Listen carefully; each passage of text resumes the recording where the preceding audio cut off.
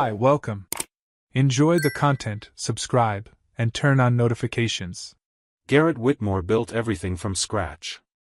The financial consulting firm that started in his garage now had 3 offices and 40 employees. His daughters, Emma and Sophie, were the reason he woke up every day with the drive to succeed. And Olivia, his wife of 15 years, was the certainty that he'd done something right in life. When he looked at her, he saw the woman who held his hand when his first business nearly went under, who stayed up with him through entire nights calculating taxes, who cried with joy when Emma was born. That's why, when things started to change, Garrett thought he was overreacting. Maybe it was paranoia. Maybe work stress was messing with his head. But the signs were there, too small to ignore, too big to pretend they were normal. It started with her clothes. Olivia had always been elegant but never flashy. She wore modest blouses and comfortable dress pants, the kind of professional style that matched her job in the finance department of a multinational company. But suddenly, things changed. She bought a tight red dress Garrett had never seen before. Necklines she used to call too revealing for the office became part of her wardrobe. She started wearing different perfumes, stronger ones, the kind that linger in the air long after she's gone. Garrett once joked, "Going to a party?" She smiled, but it was a strange smile. "Big presentation today. I need to make a good impression." The second thing was intimacy. For years, they'd had a routine, once or twice a week, always with that quiet affection of people who've known each other a long time. But suddenly, Olivia was different. She took the initiative, suggested new things, had an intensity that felt off to Garrett. He should have been happy, right? What husband complains about that? But something was wrong. She was there physically, but her eyes seemed distant, as if she were thinking about someone else. Then came the meetings. So many meetings. Dinners with clients who never had names. Company events that ran late into the night. Important presentations that always happened on Friday evenings. Olivia would come home after midnight with a kind of exhaustion that seemed more like restrained joy than real fatigue. "How was the event?" Garrett would ask. "Exhausting. I'm going to shower and sleep." She'd just been promoted.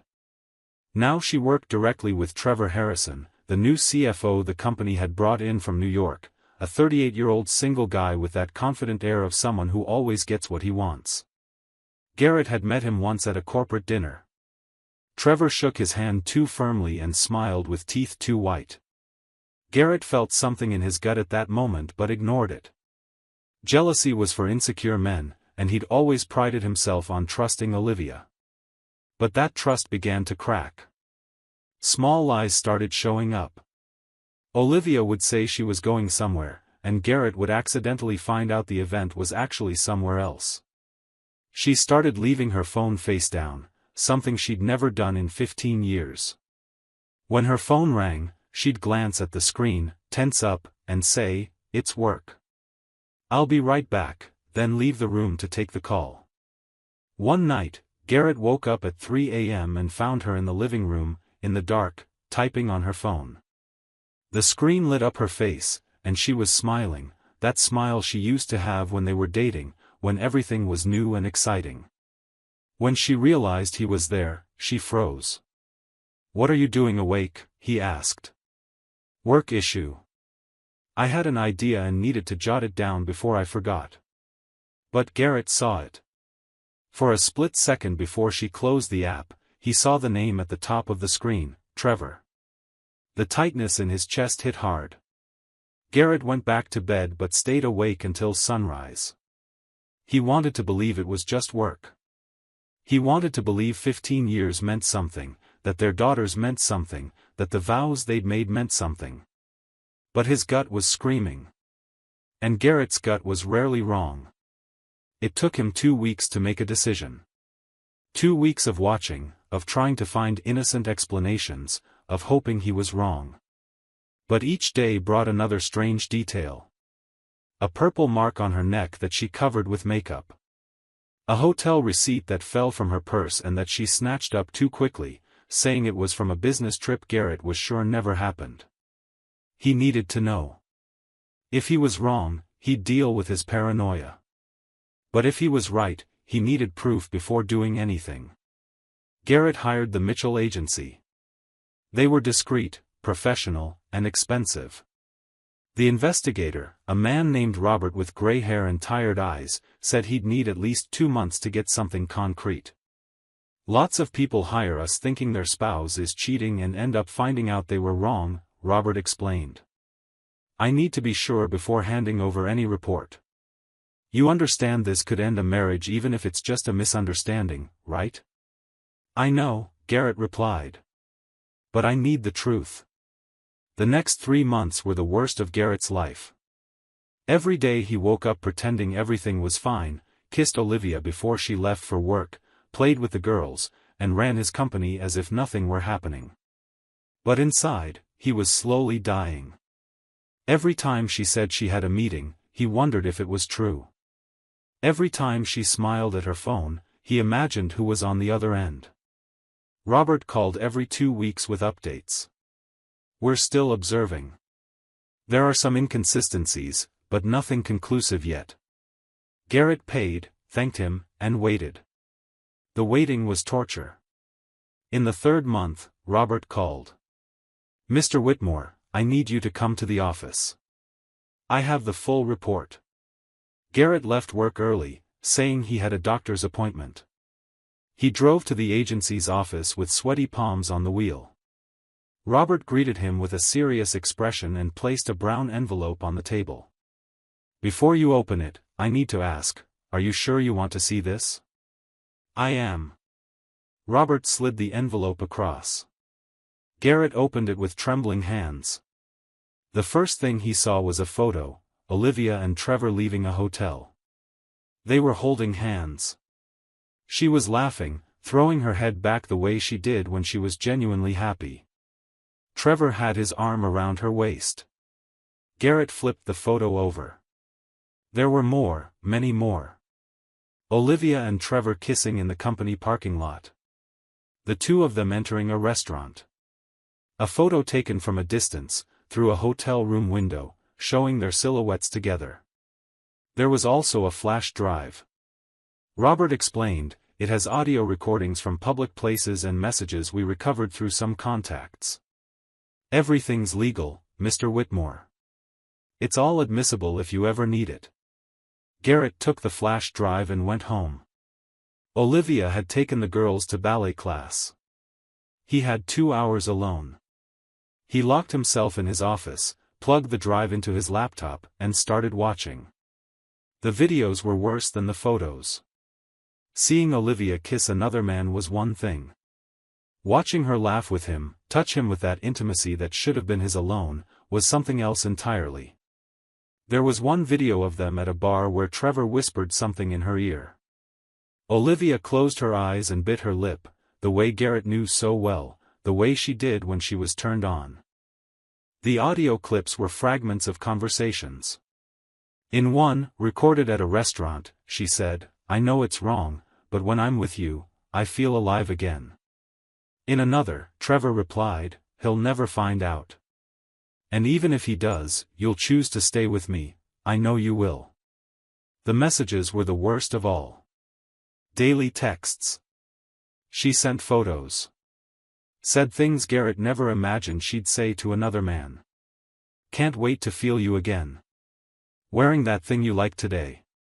10 years of marriage and I've never felt what I feel with you. That last line hit him like a knife to the chest. 10 years? They'd been married 15. So to her, the last 5 didn't even count. Garrett sat there in his office, watching everything until the sun went down. When he heard Olivia's car pulling in, he shut everything down, locked the flash drive and envelope in a drawer, and went downstairs to have dinner with his family as if it were just another ordinary night. He chewed his food without tasting it. He listened to the girls talk about ballet class. He looked at Olivia and tried to understand how she could sit there, smiling, chatting about her day, while she just destroyed everything they'd built. That night, when they went to bed, Olivia tried to get close. She put her hand on his chest, the gesture that had always been the start of something. Garrett felt nauseous. "I'm tired tonight," he said, turning his back to her. She sighed. "You're always tired lately." Garrett closed his eyes and took a deep breath. He wanted to scream. He wanted to shake her and ask how she dared. But he held back, because he had a plan. Over the next 2 weeks, Garrett studied Olivia's and Trevor's routines. Robert kept working, now with a specific focus, finding out where and when they met. Garrett wanted the perfect moment, a public enough place to embarrass them, but private enough to have the conversation he needed to have. Robert uncovered the pattern. Every Friday, when Olivia claimed she had a team wrap-up meeting, she was actually having dinner with Trevor. Always the same restaurant, La Maison, an upscale French place downtown. Always at 8 p.m. Garrett double-checked the pattern 3 times. Then he marked the date, Friday, April 15th. That would be the day. He prepared everything with surgical precision. Printed the best photos, selected the most damning audio clips, organized the most explicit messages. Put it all in a sleek leather folder. Then he went to his lawyer, Marcus Delgado, one of the city's best, a specialist in complicated divorces. "I want the papers ready by Friday," Garrett said. "With the custody clause we discussed." Marcus looked over the evidence Garrett brought. "With this, you can get whatever you want. But Mr. Whitmore, may I suggest you think carefully? Decisions made in the heat of the moment can. I've thought about it. For 3 months, I've thought about it every single day. Get the papers ready." On Thursday night, Garrett called La Maison. He said he was Trevor Harrison's personal assistant and needed to confirm the reservation for the next day. The hostess confirmed, table for 2, 8 p.m., under Harrison. "Perfect," Garrett said. "I'd like to make another reservation as well, for a friend of Mr. Harrison's who's planning a surprise. A nearby table, same time." The hostess thought it was charming. She booked the table right next to theirs. Friday arrived. Garrett woke up, kissed his daughters, and made coffee for Olivia like he did every morning. She looked beautiful, as always, wearing a navy blue dress he'd given her for her birthday. That hurt more than he'd expected. "Got a meeting tonight," she said, grabbing her purse. "I'll probably be late." "That's fine," Garrett replied, smiling. "Enjoy yourself." She kissed his cheek and left. Garrett stood by the window watching her get in the car and drive away. 15 years. Everything they'd built. The girls. Their plans. It would all end today. He called his mom and asked her to pick up Emma and Sophie from school and keep them until he got back. "I've got an important appointment," he explained. Then he went to the office, worked as usual, but his mind was elsewhere. At 7 p.m., Garrett went home, showered, and put on his best suit, a navy blue Italian-cut suit with a silk tie. If he was going to end it all, he'd do it in style. He grabbed the folder with the evidence, added the divorce papers, and drove to the restaurant. He arrived at 7:40 p.m. La Maison was elegant, low lighting, dark wood tables, the kind of romantic atmosphere couples love. Garrett ordered a whiskey, good stuff, 15-year-old. The irony was bitter. At 8:05 p.m., they arrived. Garrett saw them through the window. Trevor opened the car door for Olivia. She smiled at him that way, the way she used to smile only for Garrett. They walked in holding hands, and the maitre d' led them to their reserved table, right next to Garrett's. They spoke softly, laughing. Olivia was radiant. Garrett realized it had been months since she'd smiled like that. She touched Trevor's hand on the table and said something Garrett heard clearly, "I'm so happy when I'm with you." The waiter brought the wine. Trevor placed their order, choosing an expensive red, very expensive. They toasted. "To us," Trevor said. And to the future. To the future, Olivia repeated. That's when Garrett stood up. He walked the 3 steps separating the tables and stood there, looking at them. It took Olivia 2 seconds to look up and see who it was. When she did, her wine glass nearly slipped from her hand. Her face went completely white, drained of all color. Her mouth opened, but no sound came out. Trevor looked at her, confused, then at Garrett. It took him a few more seconds to recognize the man in the suit staring at them with unnerving calm. "Good evening," Garrett said softly. "Mind if I join you?" "Garrett," Olivia started, but her voice failed. He pulled a chair from his table and sat between them.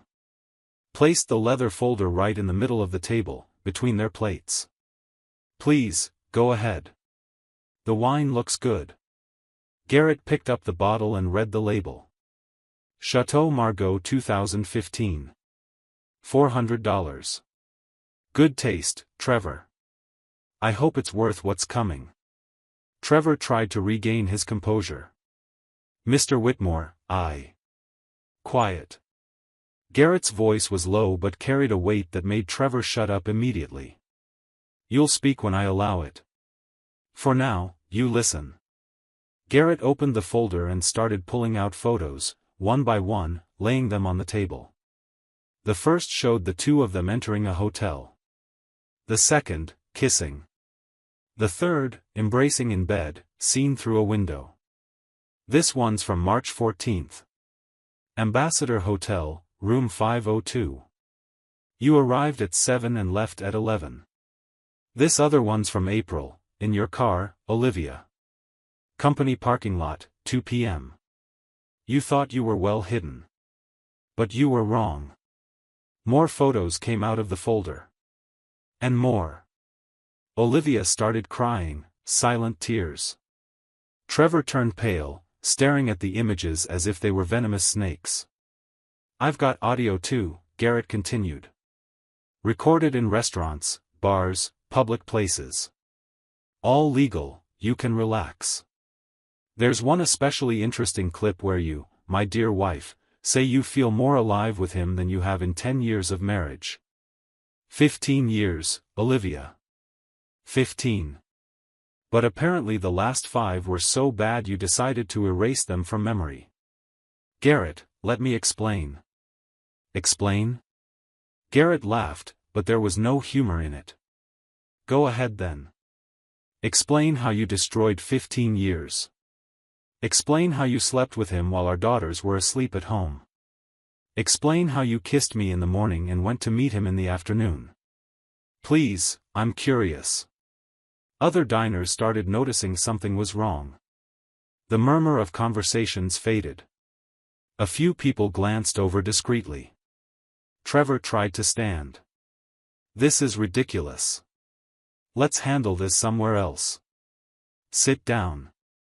Garrett didn't raise his voice, but the tone was an order. "You're going to sit and listen to everything I have to say. Because if you get up from that chair right now, tomorrow morning your wife will receive these photos in the mail." "Oh, yes, I know you're married, Trevor. Married 6 years to Jennifer, who lives in Boston, right? She must be waiting for you to come back in 2 weeks. Imagine her surprise when she finds out what you've been up to." Trevor sat down immediately. Garrett pulled another set of papers from the folder, the divorce agreement. "Olivia, these are the divorce papers. Already signed by me. You're going to sign them now. Here. In front of him. Garrett, for God's sake, think of the girls." "I thought of the girls." Garrett's voice finally rose, echoing through the restaurant. Everyone stopped eating. All eyes turned to them. "I thought of them every single day for the past 3 months while you were busy destroying this family. Do you really think I want them growing up watching their mother betray their father? Watching commitments mean nothing? Sign the papers. And if I refuse?" Garrett leaned forward. "Tomorrow morning, your parents get a letter with all these photos. Emma and Sophie will find out too, because I'll tell them the truth. They deserve to know why the marriage ended. And you, Trevor, Garrett turned to the man, you'll be fired. I have friends on your company's board. I can guarantee this story will reach them. An extramarital affair with a subordinate, using company time and resources. Your career ends today. You're bluffing, Trevor said, though his voice trembled. Try me. Garrett pushed the papers toward Olivia. Sign them. Or tomorrow the whole world finds out what kind of people you really are. Olivia took the papers with shaking hands. She read the clauses, and fresh tears fell. You're asking for primary custody? With good reason. But I'll be generous. You can see the girls, as long as you keep your personal life away from them. Trevor here never gets near my daughters. Never. That's my only condition. Garrett, please. Give me a chance. We can try therapy, we can. A chance? Garrett shook his head. You had 15 years of chances. Every day you woke up beside me and chose this, he pointed at Trevor, you threw away another chance. So that's it? 15 years end like this? 15 years ended the moment you kissed him for the first time. I'm just making it official. Olivia looked at Trevor, as if expecting him to say something, to defend her, to fight for her. But Trevor was staring at his lap, calculating how to get out of this with the least damage. She took the pen Garrett offered. Wait, she said. Give me a week. Just 1 week to talk, to explain, to see if there's any way. Any way to fix it? Olivia, you shattered trust. You lied to me every day for months. You brought another man into our marriage. What exactly do you think you can fix in a week? I need to try. For the girls. I need a chance to do the right thing. Garrett fell silent. He looked at her, at the woman he'd loved more than anything, and saw genuine desperation in her eyes. She was truly begging. He should have said no. Should have stuck to his plan, forced the signature, ended it all right there. But 15 years weigh heavily. Memories weigh heavily. And despite being utterly broken inside, part of him still wanted to believe there was some way to salvage something from all this. 1 week, he finally said. 7 days. You come back home, but you stay in the guest room. The girls know we're having problems, but they don't know the details yet. You try to give me an explanation that makes sense. And at the end of the week, you sign anyway. The only difference is that maybe I'll listen first. Olivia let out a sigh, relief mixed with despair. Thank you. I'll. And you, Garrett turned to Trevor. Stay away from her. Stay away from my family. If I find out you called, texted, or came near her this week, I swear to God I'll destroy your life in every way possible. Understood? Trevor just nodded. Garrett stood, picked up the folder, and looked at them one last time. They looked small there, hunched in their chairs, with the photos spread across the table like evidence of a crime. 1 week, Olivia. After that, it's over. One way or another. He left the restaurant without looking back, leaving behind the awkward silence and curious stares of the other diners. He got in his car, drove 2 blocks, and parked in a dark, quiet spot. And only then, far from everyone, did Garrett Whitmore finally let the tears fall. Olivia came home that same night. Garrett was already there, waiting. He'd picked up the girls from his mother's and told them their mom would be home later. Emma and Sophie ate dinner, took baths, and went to sleep without understanding why their dad seemed so distant, so lost in thought. When Olivia opened the door, it was almost 11 p.m. She walked in slowly, as if she were trespassing in her own home. Garrett was sitting in the living room with the lights off, only the glow of the muted TV lighting his face. Garrett, she began. Guest room. Clean sheets are in the closet. You've got 7 days. She walked upstairs carrying her purse. Garrett heard the bedroom door close and only then took a deep breath. This was their house, the one they'd bought together, decorated together, raised their daughters in. And now she was a stranger staying in the room they'd reserved for guests. The first 3 days were heavy silence. They'd cross paths in the kitchen in the mornings, Garrett making coffee while Olivia leaned against the wall, wanting to talk but not knowing what to say. The girls sensed the tension. Emma, the older one, asked once, "Did you two fight?" "Adult problems, sweetheart," Garrett replied, kissing her forehead. "It'll pass." But he knew it was a lie. This would never pass. On the third night, Olivia finally found the courage. She came downstairs and found Garrett in the kitchen, drinking cold coffee straight from the thermos. She pulled out a chair and sat across from him.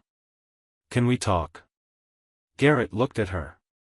Olivia's eyes were swollen from crying. She looked like she'd aged 10 years in 3 days. "Go ahead." "I'm so sorry. I know it means nothing now, but I need you to know I truly am sorry." "Why did you do it?" The simplest question. The hardest to answer. Olivia stayed silent for a long time, staring at her hands. "I was 38 when I met Trevor. I'd been at the same job for 10 years, doing the same things every day. The girls were growing up, needing me less. You were busy with the company, traveling every week. And I felt invisible. So it's my fault?" "No." Olivia looked up quickly. "It's not your fault. It's mine. I made the wrong choice. I know that. But when Trevor joined the company, he looked at me in a way I'd forgotten it felt to be looked at. Like I was special. Like I mattered. You always mattered to me. I know. But you were so focused on the company, on business, on providing for us. And I get it, I always did. But one day I realized we'd become roommates. We shared bills, shared responsibilities with the girls, but we'd stopped being us." Garrett felt anger rise. "So instead of talking to me, of trying to fix it, you decided to sleep with your boss?" Olivia flinched as if slapped. "When you put it like that, it sounds so simple." "Because it is simple, Olivia. You felt alone, and instead of fighting for our marriage, you went looking for attention somewhere else. 15 years thrown away because you wanted to feel special. It was more than that. Then explain it to me. Help me understand how you could kiss me in the morning, make love to me at night, and spend the middle of the day with him. Explain how you could look at our daughters and keep doing this." Olivia started crying again. "I tried to end it several times. I swear I did. But every time I went to tell Trevor we needed to stop, he said all the right things. He made me feel like I deserved to be happy. Like I deserved to feel passion again. You do deserve it. Everyone does. But there are right ways to seek that. You could have asked for a divorce first. You could have been honest with me. But you chose lies. You chose to betray me every day for months. I know. Was it worth it?" Olivia looked at him, tears streaming down her face. "What? Was it worth it? Destroying 15 years, hurting the girls, shattering trust, losing everything we built. Was it worth a few hours of passion with a guy who probably doesn't even care about you?" She opened her mouth to answer, but nothing came out. She closed it again. Tried once more. I don't know." And that was the most honest answer she'd given. She genuinely believed she had something special with Trevor, something worth the risk. But now, sitting in her own kitchen, about to lose everything, she realized she might have been wrong. "Do you think he loves you?" Garrett asked. "He said he did.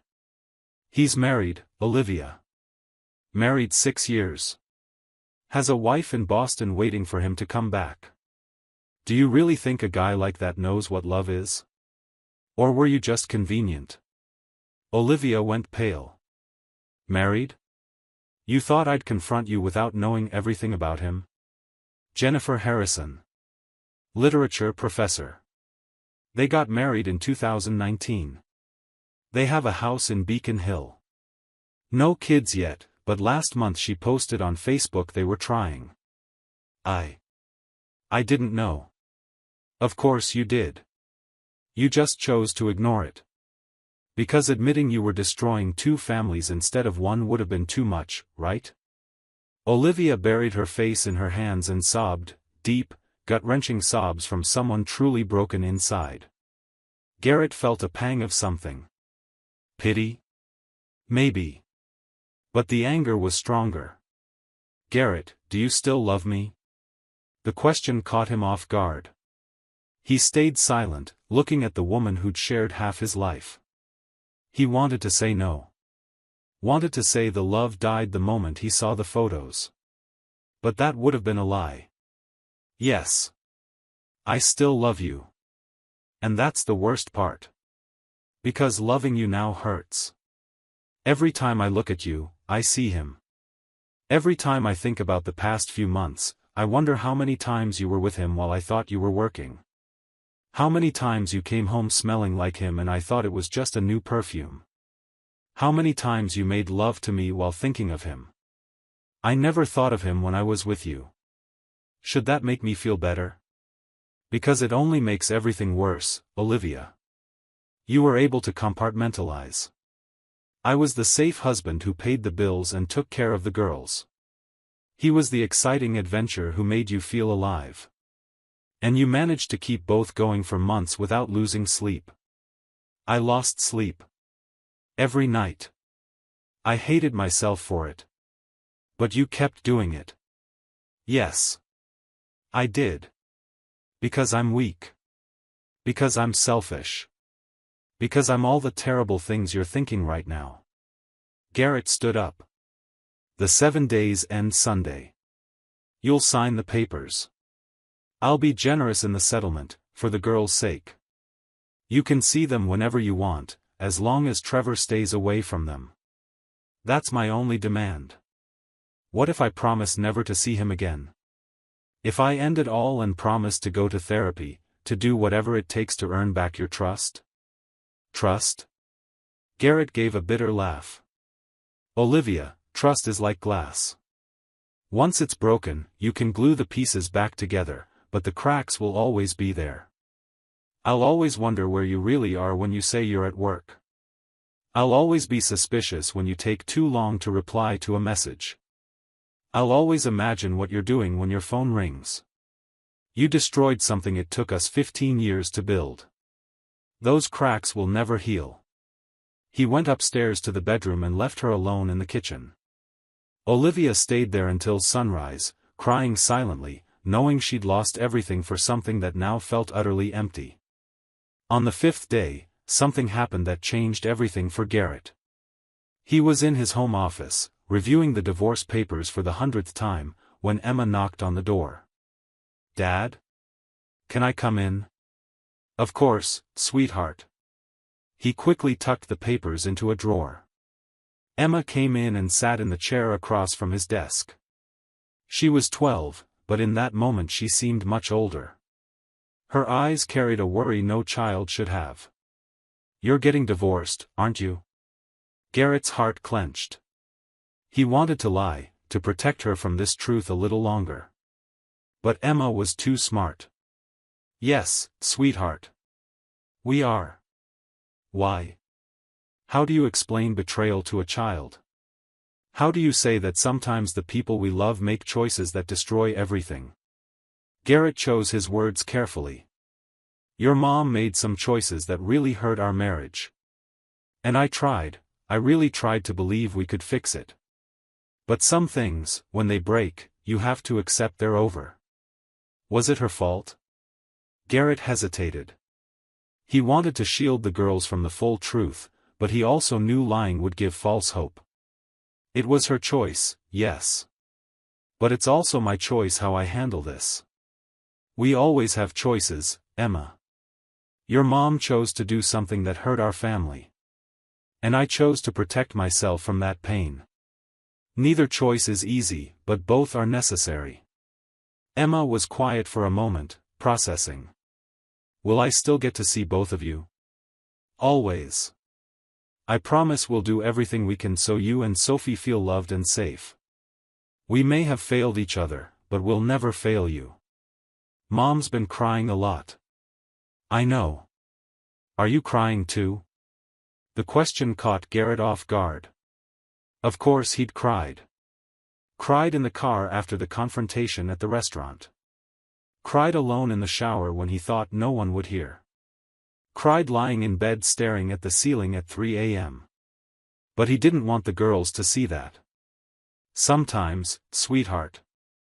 But I'll be okay. And your mom will be too. We just need time. Emma stood up and hugged her dad. I love you, Dad. I love you too, Princess. After she left, Garrett stared at the closed door. That conversation changed something in him. He realized he was doing the right thing. Emma needed to see that actions have consequences, that loyalty matters, that you have to respect yourself enough to walk away from situations that hurt you. She needed to learn that self-love sometimes means letting go. On the 7th day, Sunday afternoon, Garrett called Olivia into the living room. The girls were at a friend's house, so it was just the two of them. He placed the divorce papers on the coffee table. It's time. Olivia looked at the papers like they were a death sentence. She picked up the pen with trembling hands and read each clause slowly. Shared custody, but primary residence with Garrett. Equal division of assets. Established alimony. It was all there, in black and white, officially ending 15 years. Garrett, one last chance. Please. Give me a real opportunity to fix this. You've had a whole week to convince me. And all you managed to say is that you felt sorry for yourself and that Trevor made you feel special. Is that enough? I'll go to therapy.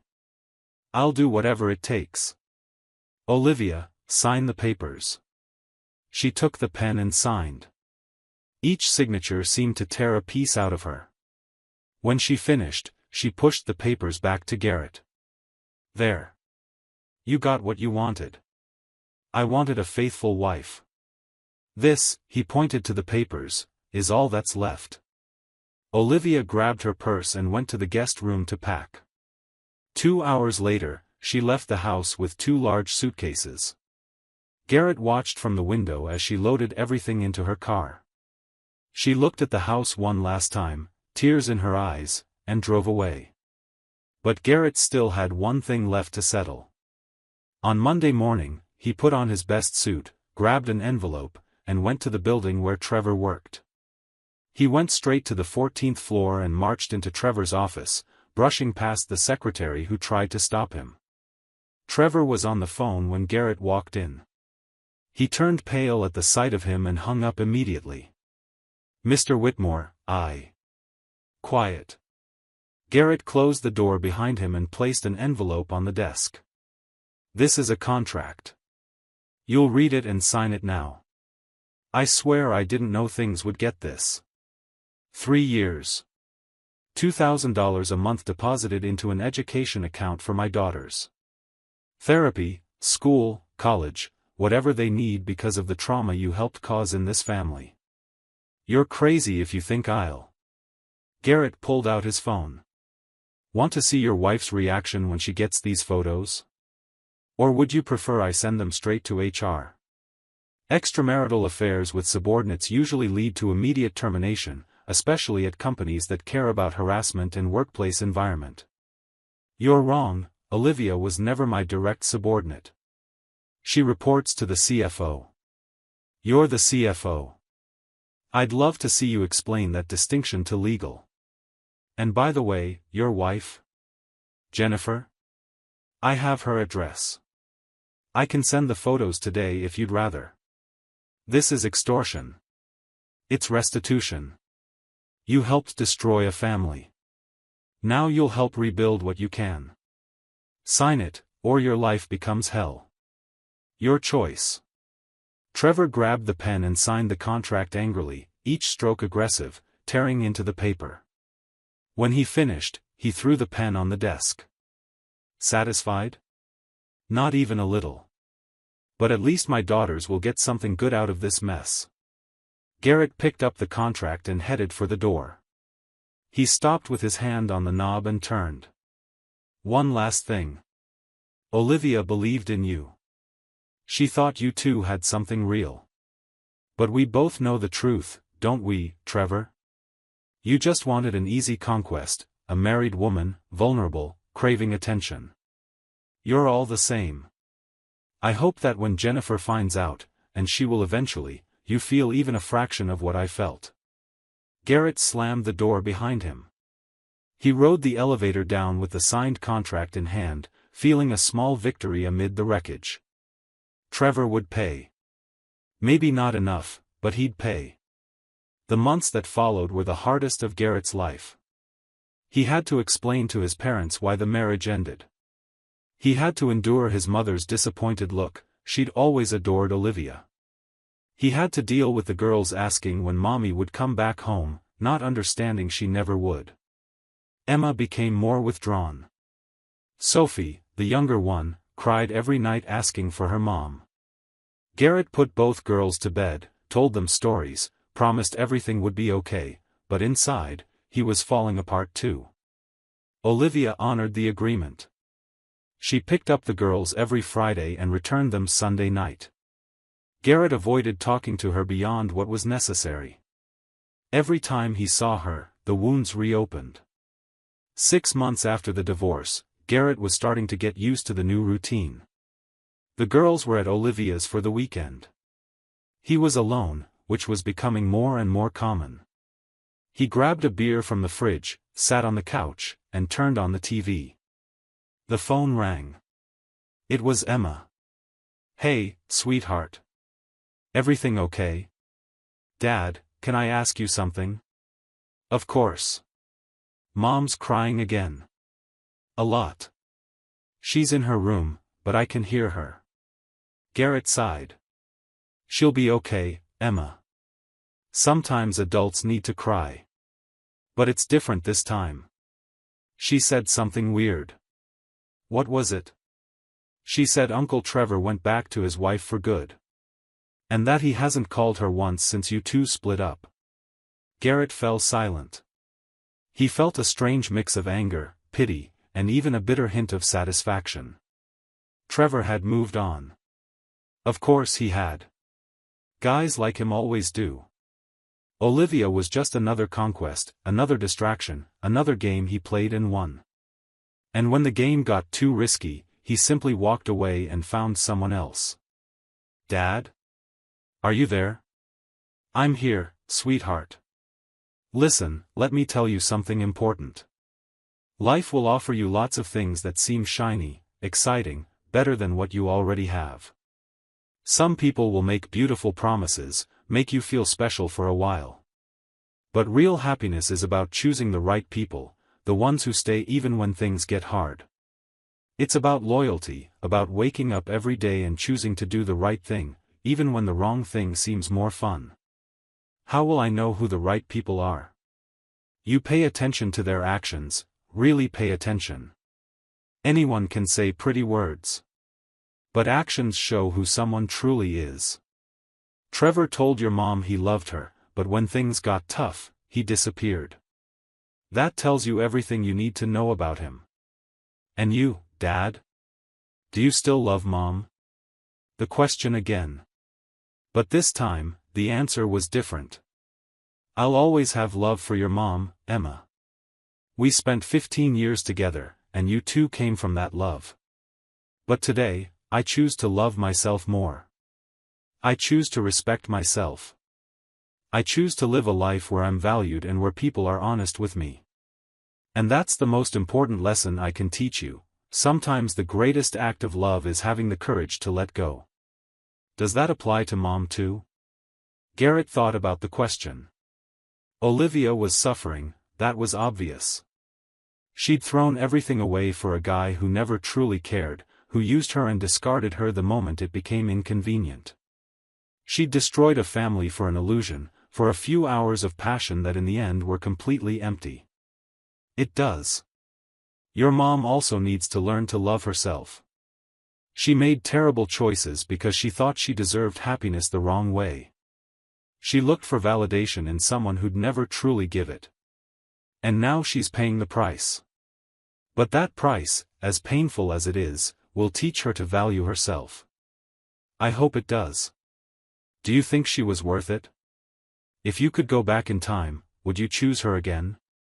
Garrett closed his eyes. It was the question he asked himself every day.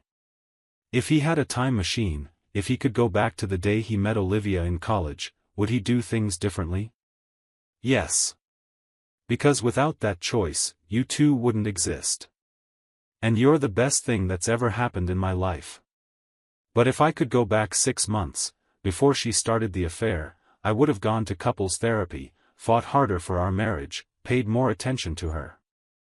Maybe things would have turned out differently. Or maybe she would have made the same choice anyway.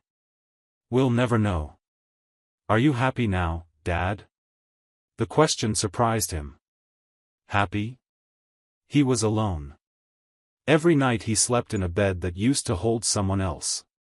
He woke up in the morning and made coffee for one. He saw couples on the street and felt a pang of envy. He wondered if he'd ever trust someone again, if he'd ever love without fear, without analyzing every gesture, without looking for signs of betrayal in every unanswered text. I'm on my way, sweetheart. Real happiness takes time to rebuild after everything falls apart. But I'm better than I was 6 months ago.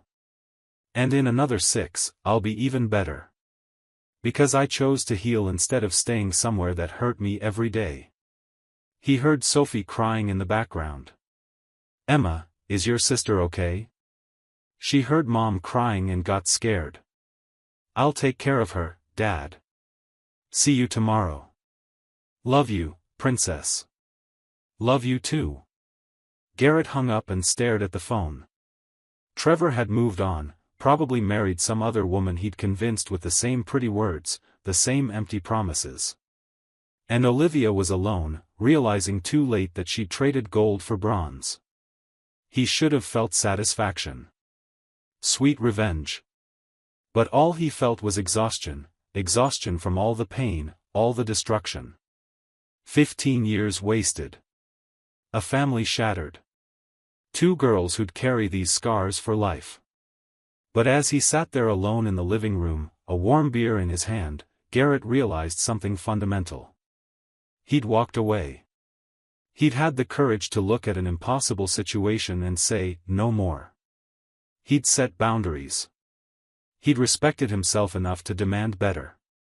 The betrayal had destroyed his marriage, but it had rebuilt something more important, his dignity. He'd learned that love without respect is just dependency. That passion without loyalty is just fire that burns fast and leaves ashes. That forgiveness is beautiful, but sometimes the most loving thing you can do for yourself is to let go. Emma would grow up seeing this. She'd learn that she deserves to be treated with respect, that she has the right to demand honesty, that she's worth more than crumbs of attention. Sophie would too. They'd see their dad choosing to protect himself, choosing to heal, choosing to build a life where he was valued. And Olivia? Olivia would learn the hard way that actions have consequences. That you can have everything and throw it away for an illusion. That some mistakes are irreversible, some bridges once burned can never be rebuilt. Trevor would keep being who he'd always been, a predator who seeks out vulnerable women, says pretty words, and disappears when things get complicated. He'd do it again and again, until someday he faced his own consequences. But Garrett? Garrett was free. Free from lies, free from doubt, free from waking up every day wondering if the person beside him was real or just playing a part. The pain would fade eventually. The wounds would heal. And when they did, he'd be whole again, maybe even stronger than before. Because in the end, that's the lesson betrayal teaches those brave enough to learn it. you can only control your own choices. Other people will disappoint you, hurt you, break promises you thought were sacred. But you always have the power to choose how you respond. You can choose to stay and accept crumbs. Or you can choose to walk away and seek what you truly deserve. Garrett chose the second option. And though it hurt more than anything ever had, he knew deep down it was the right choice. Because loving someone is beautiful. But loving yourself enough to let go when necessary? That's wisdom. That's strength. That's the only way to truly survive when everything falls apart. And as he finished his beer and turned off the TV, Garrett made a silent promise to himself: he would heal. He would be the best father he could be to Emma and Sophie. He would rebuild his life, brick by brick. And when the day came that he was ready to love again, he'd choose someone who valued what they had, someone who chose to stay even on hard days, someone who understood that commitment means something. For now, he had himself. He had his daughters. He had his dignity intact. And that, as lonely as it felt some nights, was infinitely better than living a lie. Thank you for watching the video. If you enjoyed it, don't forget to subscribe to the channel and turn on notifications so you won't miss any updates. See you next time.